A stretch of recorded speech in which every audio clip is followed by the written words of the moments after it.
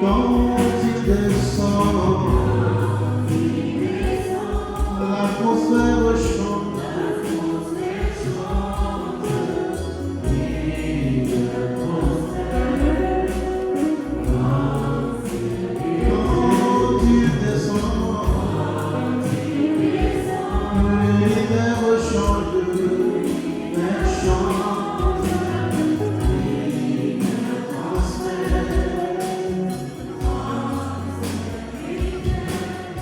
Le Saint-Esprit est là. Le Saint-Esprit est là. Le Saint-Esprit est là. Le Saint-Esprit.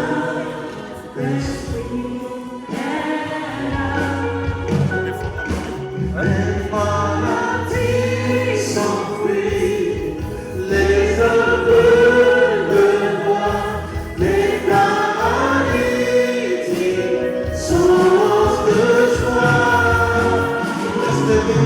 Les stériles, les sourds entendent, la puissance.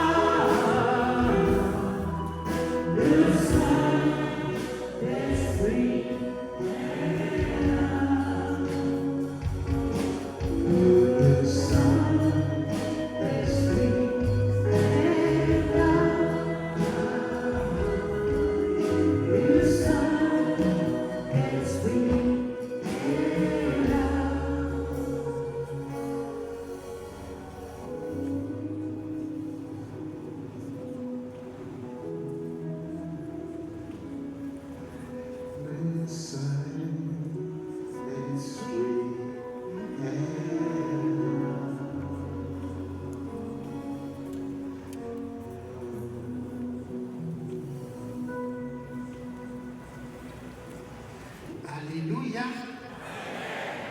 Alléluia. Alléluia.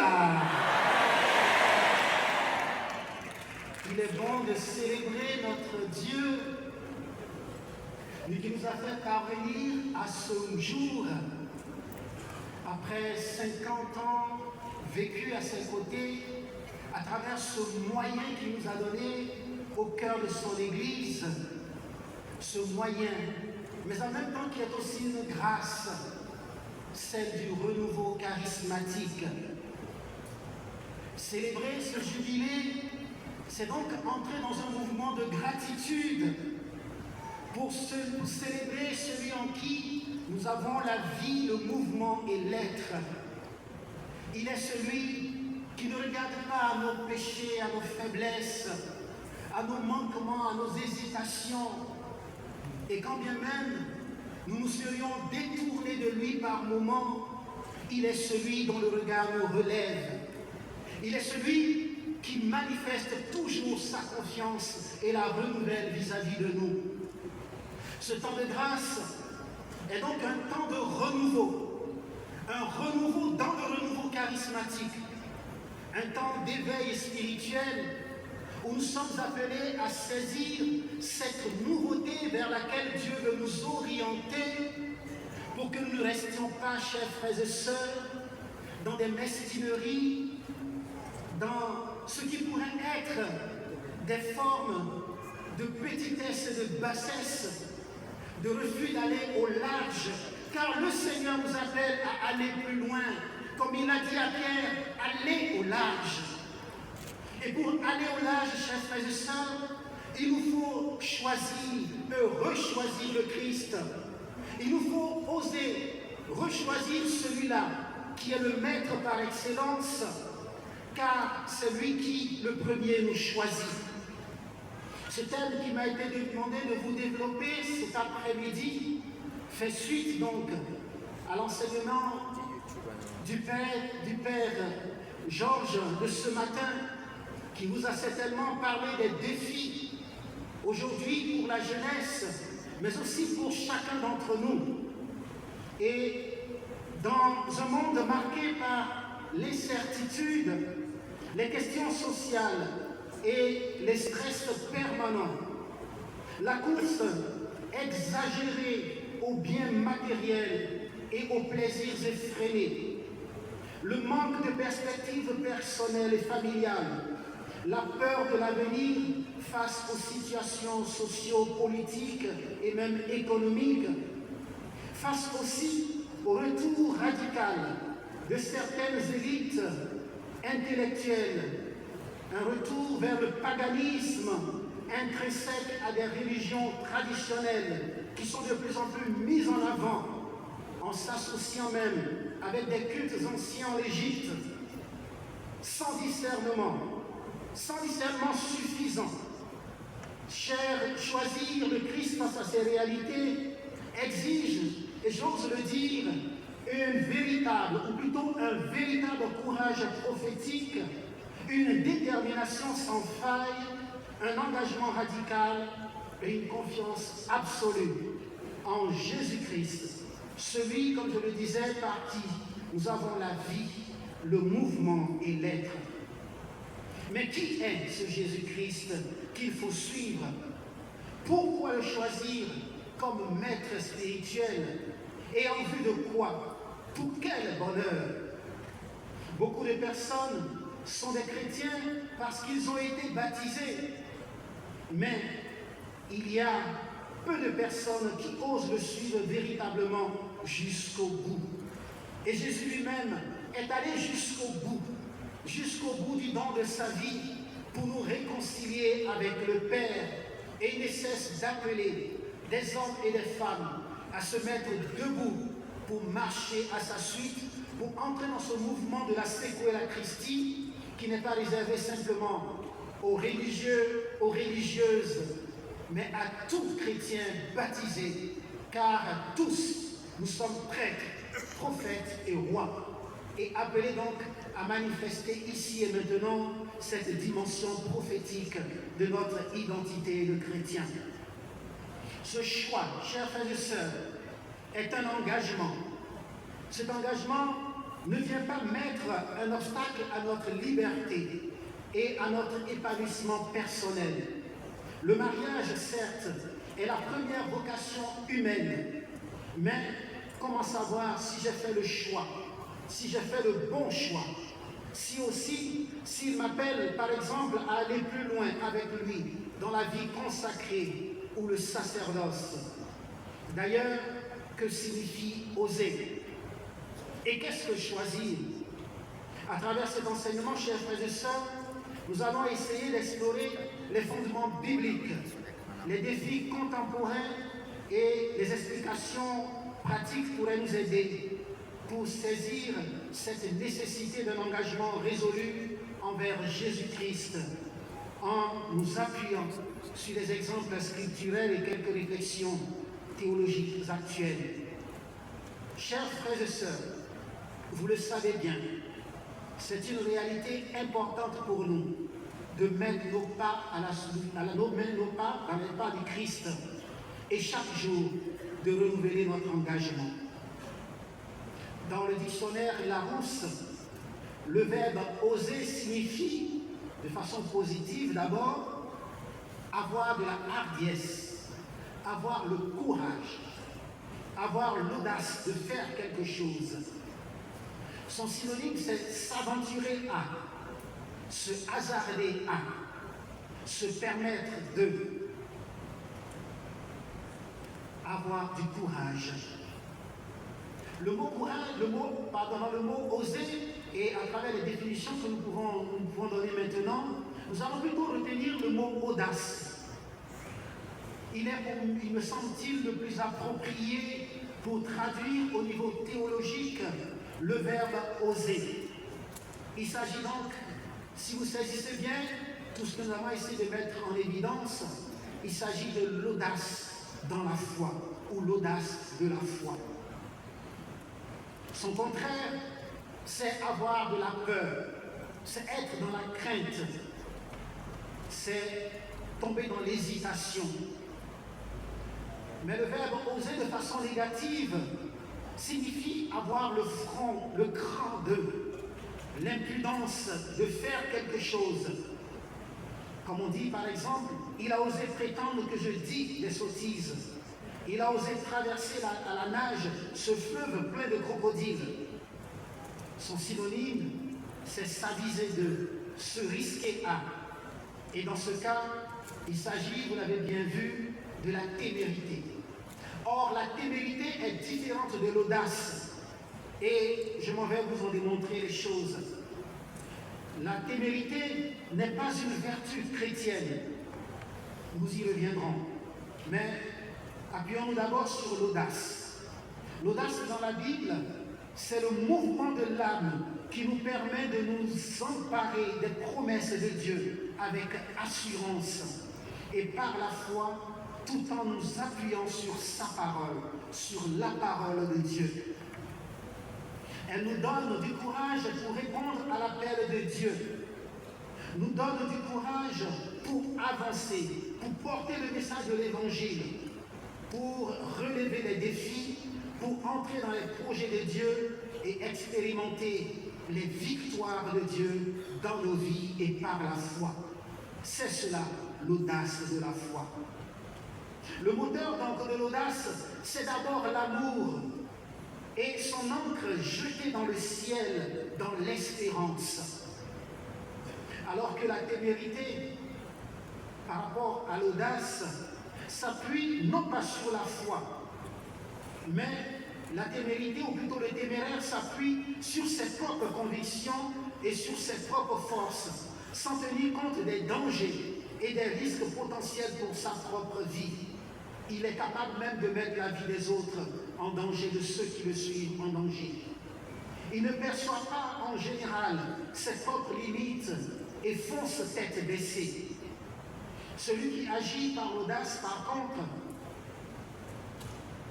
par cette audace que procure la foi, reconnaît ses propres limites, mais avance sur la parole de Dieu. Exemple, Pierre et la pêche miraculeuse. Seigneur, nous avons péché toute la nuit, mais sur ta parole, dit Pierre, sur ta parole, je vais jeter les filets.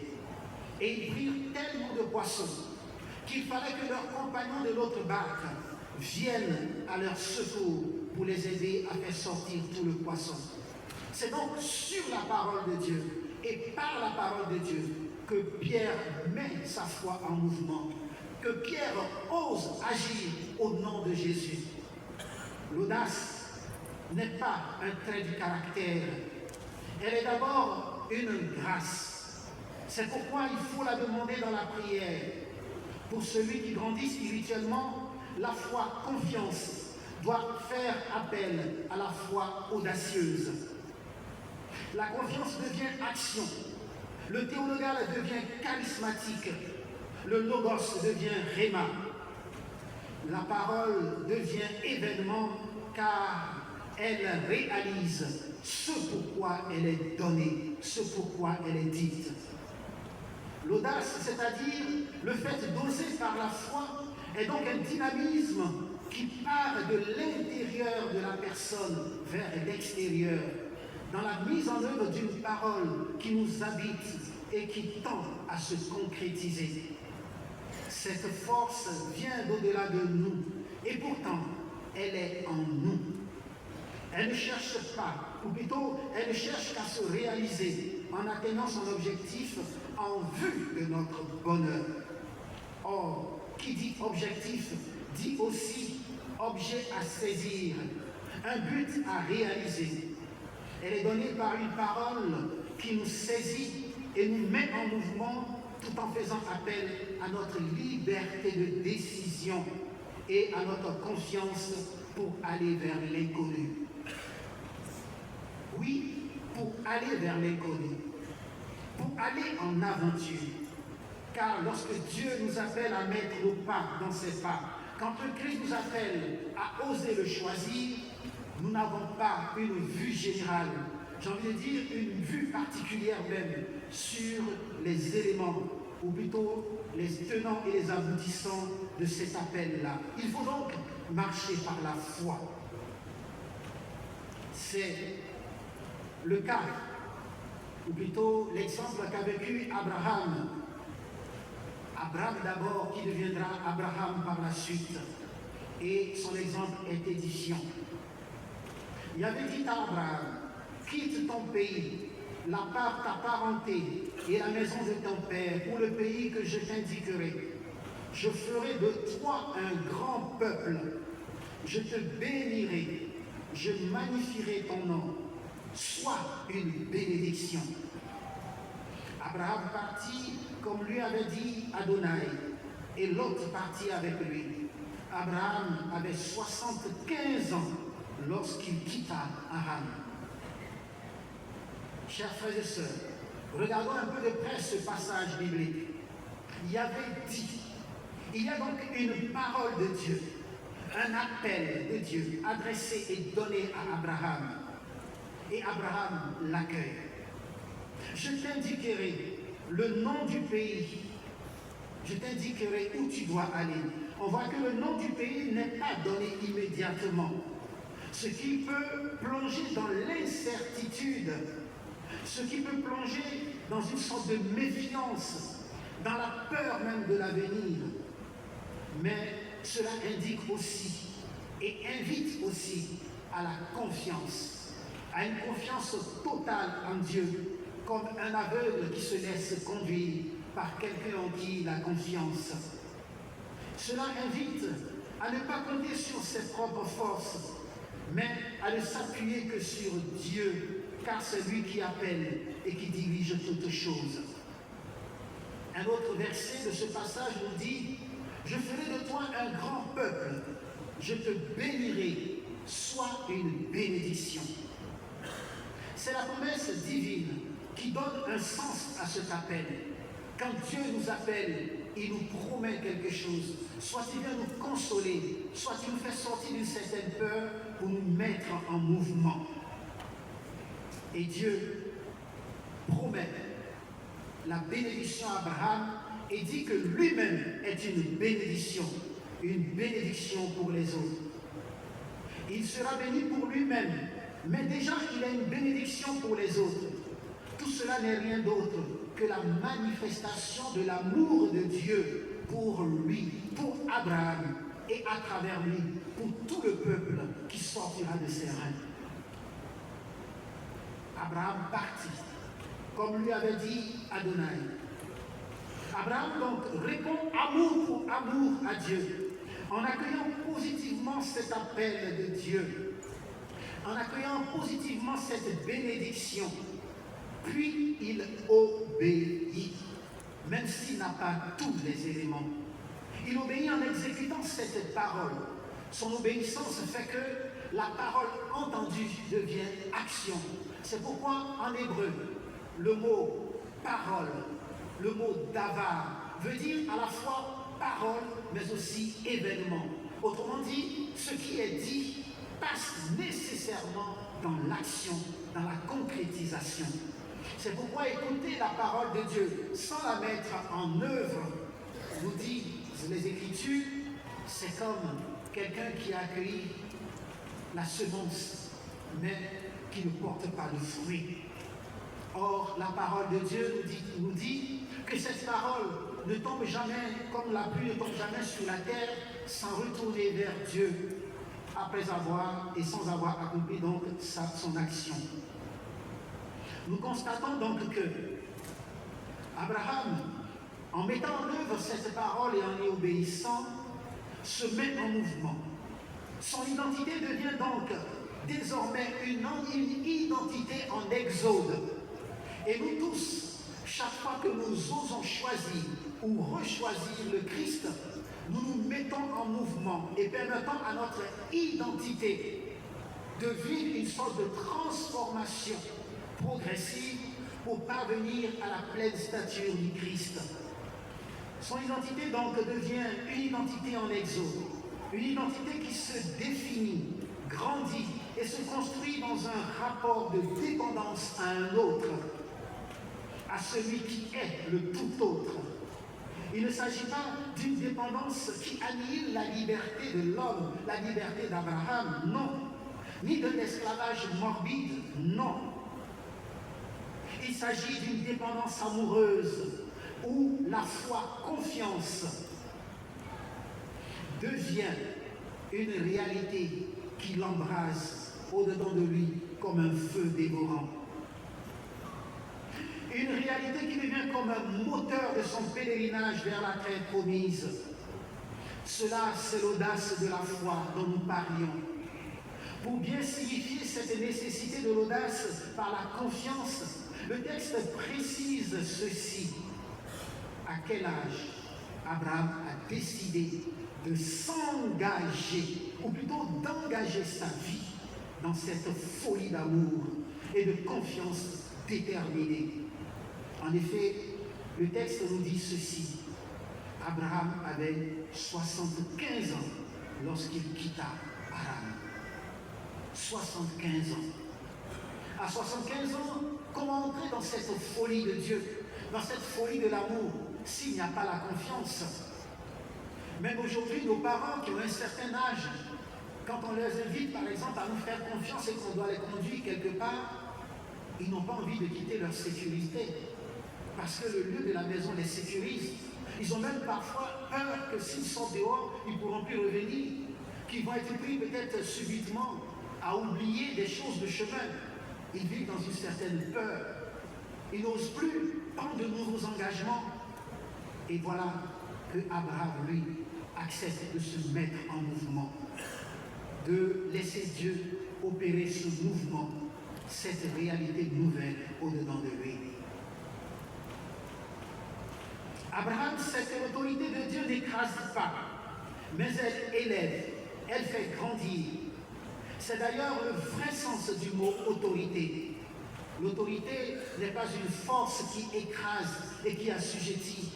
Elle est une force qui élève, qui encourage, qui stimule.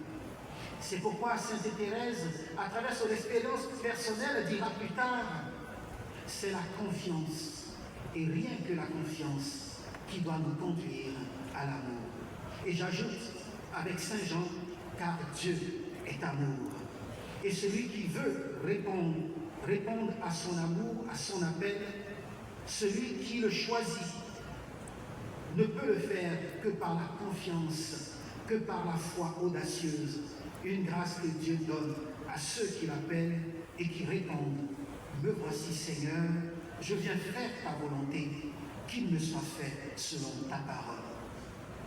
Donc cette promesse ne peut se réaliser que si Abraham comprend la finalité ultime de cet appel comme une invitation à vivre dans l'union à Dieu. C'est pourquoi au verset 7 et 8, dès qu'Abraham arrive dans le pays de Canaan que Dieu lui a promis, Abraham bâtit un autel à Adonai qui lui était apparu. Le mot autel traduit l'idée de la célébration, l'idée du dialogue et de la prière, l'idée du don, du sacrifice, l'idée de la communion, mais aussi de l'union et de la connaissance. Puisqu'Abraham invoque Dieu par son nom, et l'Écriture nous dit, là il bâtit un autel et invoqua son nom. Abraham entre désormais dans la communion avec Dieu, dans la vision face à face avec Dieu, et dans la connaissance de Dieu. Chers frères et sœurs, voici à travers un petit exercice pour comprendre le vocabulaire même de ce thème qui nous permet de voir tous les éléments théologiques qui sont sous-jacents à ce simple verbe choisir, qui traduit justement toute la dynamique des saints, des patriarches, des apôtres, de ceux-là qui ont marché à la suite du Christ, à la suite de Dieu et à la suite du Christ, en faisant confiance, une confiance qui est mue par l'amour. Mais on constate, et on pourrait faire la même chose avec l'appel de Moïse, mais ce serait trop long, nous n'avons pas le temps pour tout cela. Ainsi donc, on pourrait reconnaître, ou plutôt ce que nous pouvons retenir, c'est que avant de choisir Dieu, c'est Dieu qui le premier nous choisit, nous fait une promesse, nous confie une mission pour notre bonheur, mais aussi pour que nous soyons une bénédiction pour les autres.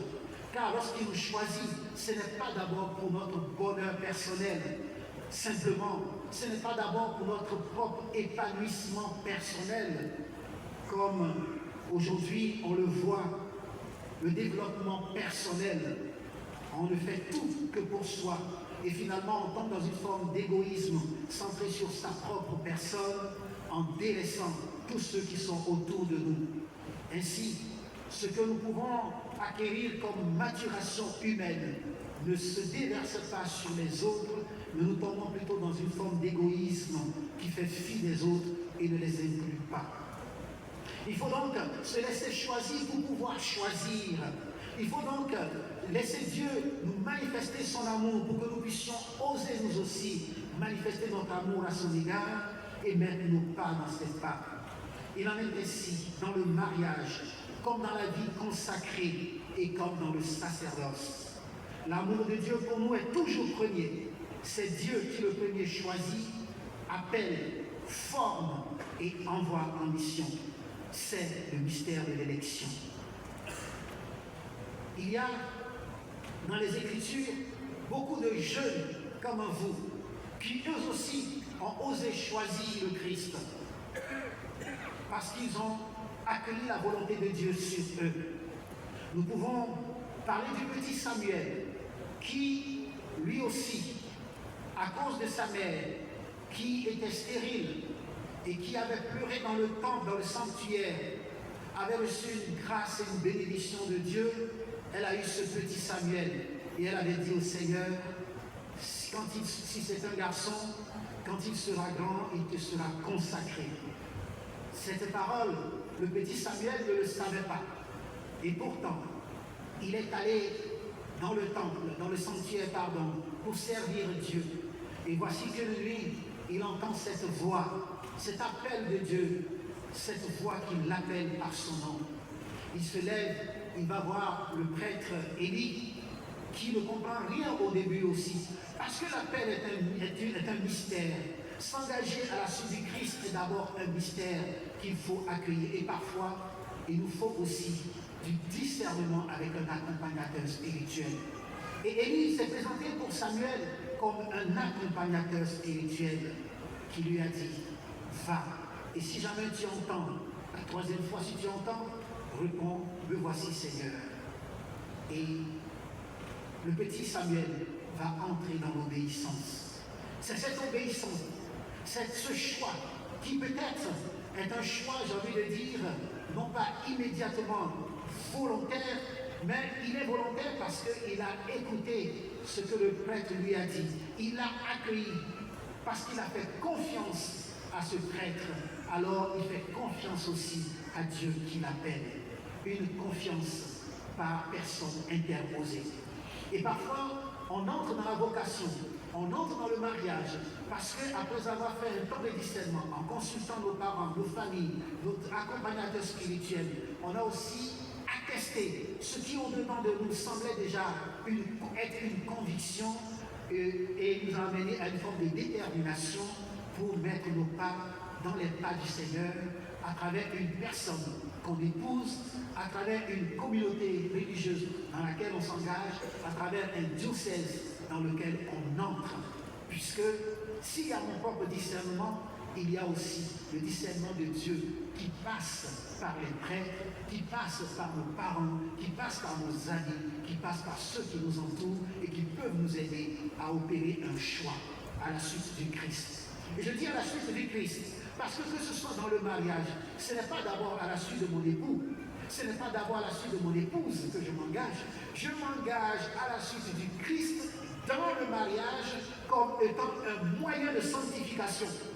Je m'engage dans la vie religieuse comme un moyen de sanctification pour glorifier le nom de Dieu. Je m'engage dans le sacerdoce comme un moyen de sanctification pour la gloire de Dieu, le salut des âmes. Et toujours, je suis une bénédiction pour moi-même, mais aussi une bénédiction pour ceux qui m'entourent, pour ceux qui sont proches de moi et pour ceux qui sont loin de moi. Car quand je grandis, je deviens donc comme un arbre qui porte du fruit et sur lequel des oiseaux peuvent venir se poser pour profiter donc de mes fruits. Ils ne sont pas mes fruits à moi. Ils sont les fruits de l'Église. Ils sont les fruits de la communauté. Ils sont les fruits du peuple de Dieu. Ils sont les fruits du corps dont je suis membre. Ils sont les fruits du Christ, corps mystique de l'Église. Il y a le petit David, chers frères et sœurs, que vous connaissez bien, qui lui aussi il a été choisi malgré son jeune âge, car Dieu regarde non pas à l'apparence, mais Dieu regarde le cœur. Et on pourrait faire une sorte d'exégèse ici aussi sur le récit d'appel de David, mais ce serait trop fastidieux. Retenons simplement que Dieu ne regarde pas à l'apparence. Ses frères, il y en avait qui étaient des balèzes, des gaillards, peut-être même, oui, plus promptes à répondre à cet appel. Mais le prophète a dit, non, il n'y a personne parmi eux que Dieu a choisi. Et c'est au dernier moment qu'on va choisir le petit David. Et lui, il accueille. Toujours la dimension de l'accueil est première. Elle est première pour laisser cet amour qui dépasse tout amour, nous saisir et déployer toute sa grâce au-dedans de nous. Il y a Ruth, son audace à suivre Naomi et le Dieu d'Israël illustre la fidélité qui transcende les sécurités humaines. Et parfois, les sécurités humaines peuvent nous empêcher de choisir Dieu. Le désir de l'argent, ici et maintenant, le profit de ce monde, et parfois même des sollicitations extérieures. Tout cela peut nous empêcher de choisir Dieu. Il y a Jérémie, malgré ses doutes, ses hésitations, il va finir par répondre à l'appel de Dieu qui le rassure et lui dit « N'aie pas peur, car je suis avec toi ». L'audace de la foi se saisit et se reçoit dans la parole de Dieu qui se manifeste à nous. Jésus lui-même est un modèle de jeunesse éternelle dans Christus vivit. Le pape François rappelle que le Christ est éternellement jeune, qui renouvelle tout ce qui le touche. Oui, il renouvelle tout ce qu'il touche. Il guérit, il restaure, il recrée, non pas seulement nos corps, mais aussi nos âmes. Il est l'éternelle jeunesse. Celui qui regarde vers lui resplendira sans ombre ni trouble au visage, nous disent les Écritures. C'est pourquoi dans l'adoration même eucharistique, tu te laisses renouveler, tu te laisses rajeunir par Dieu.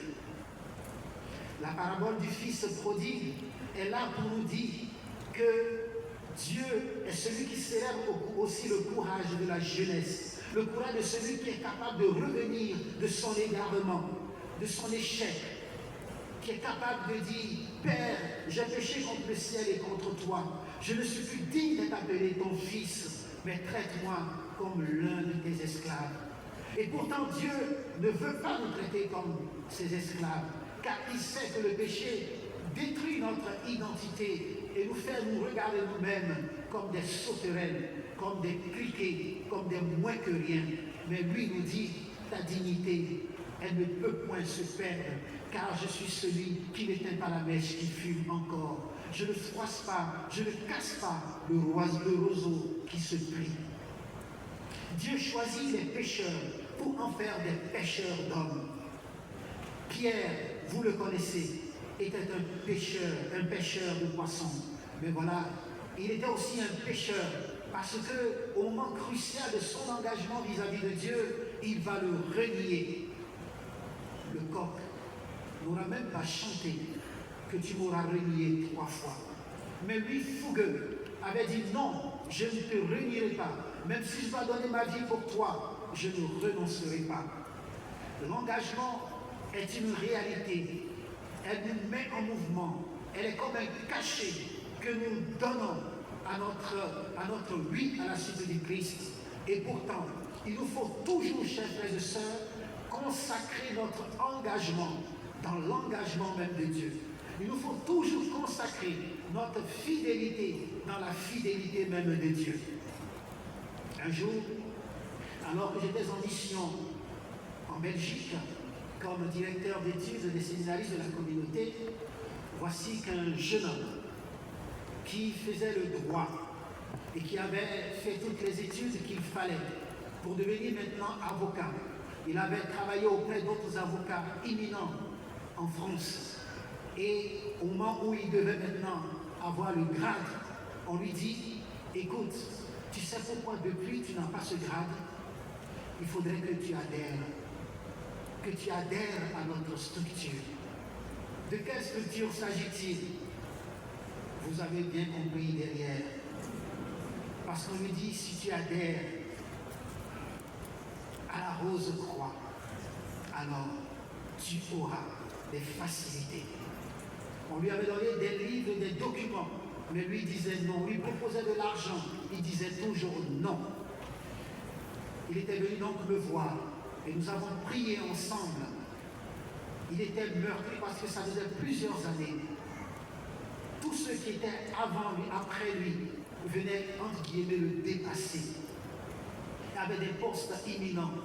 Et lui devenait toujours, j'ai envie de dire, le serviteur de ceux que lui il avait formés. Il n'en pouvait plus. Il était au bord de tout lâcher. Et il est venu pleurer. Chers frères et sœurs, notre choix à la suite du Christ n'est pas un choix facile. Notre engagement à la suite du Christ va nous mettre devant des défis à relever. Mais c'est aussi là que notre amour est purifié, que notre amour à la suite du Christ est comme jaugé, jusqu'à ce que nous puissions encore renouveler notre oui à la suite du Christ. Il avait pleuré de toutes ses larmes. Et je voyais un jeune homme qui pleurait et qui avait des facilités, mais qui renonçait à toutes ces facilités au nom de Jésus-Christ. Et Dieu ne l'a pas abandonné. Le moment venu, car c'est le moment de Dieu qui compte.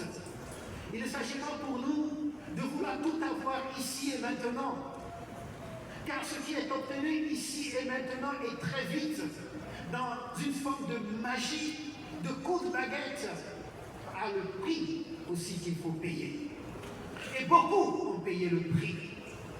Beaucoup ont payé le prix de leur famille. Des hommes qui se sont engagés dans ces sectes ésotériques et qui finalement ont vu leur famille être détruite. Des femmes qui se sont engagées dans des pratiques et qui ont vu leur couple exploser, les enfants dispersés, la gangrène de la discorde infester leur famille, alors qu'ils étaient des chrétiens, des chrétiennes. Non pas que Dieu vient maudire qui que soit, non, mais ton action et ton entêtement te met au même rang que Pharaon, qui a endurci son cœur, au point qu'en poursuivant le peuple d'Égypte, le peuple de Dieu, il arrive même au bord de la mer. Il veut même poursuivre le peuple jusque dans la mer. Alors que ce peuple est en train de traverser.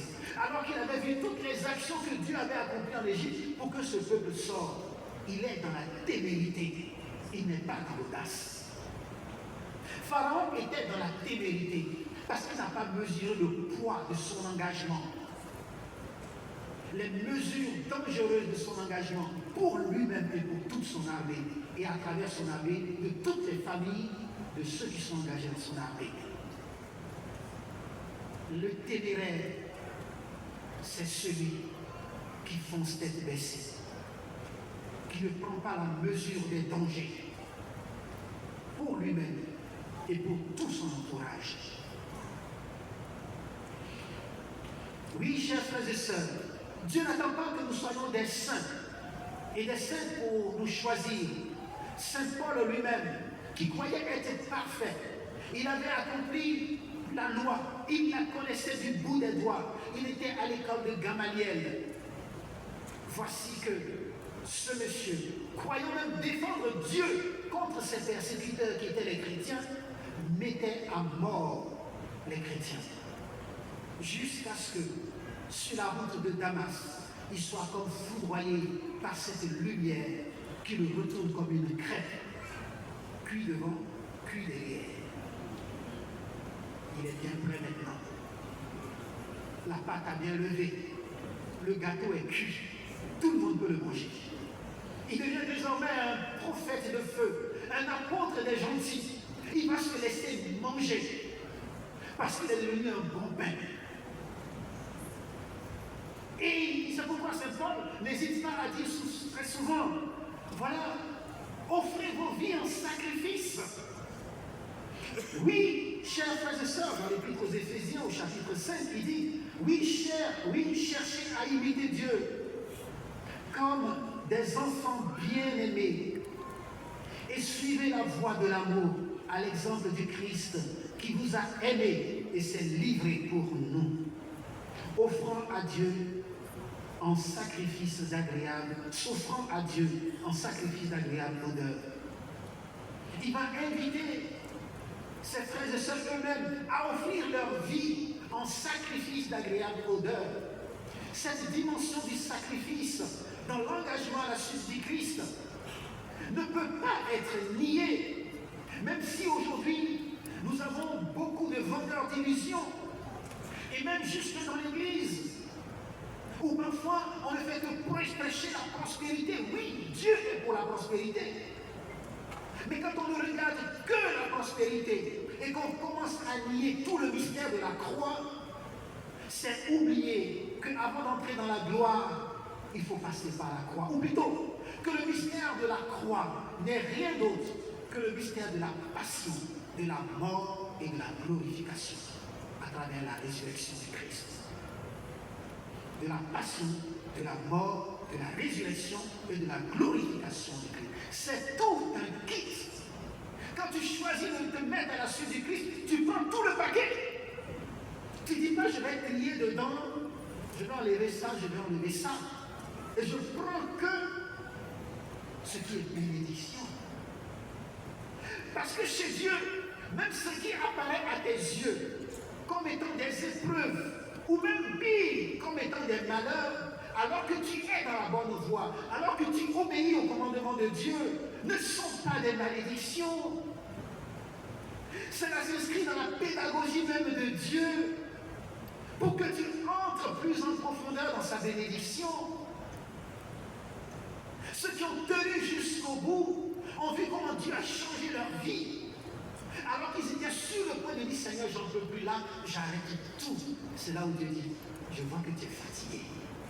Je vois que maintenant tu cries, que tu ne comptes plus sur tes propres forces. Je vois que tu m'appelles. Là, maintenant, je suis là. Tant que tu continues de compter sur tes propres forces, tu ne peux pas aller jusqu'au bout. C'est ce qu'a fait Pierre. Il comptait sur ses propres forces. Mais non, Seigneur, moi, mais jamais. Moi, mon engagement, mais attends, c'est vous toujours. C'est vous toujours. Il a fallu un seul. J'en ai dit une seule esclave, une seule servante, une jeune petite fille qui l'a vu passer, qui lui a dit, n'es-tu pas toi aussi un des hommes, un des quoi? Un des serviteurs ou bien un des disciples de cet homme? N'es-tu pas toi aussi un des disciples de cet homme-là? Et lui dit, non, non,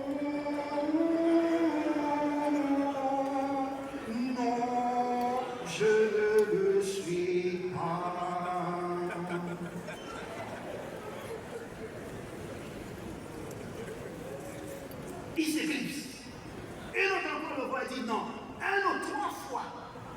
Et là, son regard croise le regard de Jésus. Waouh! Connexion à distance.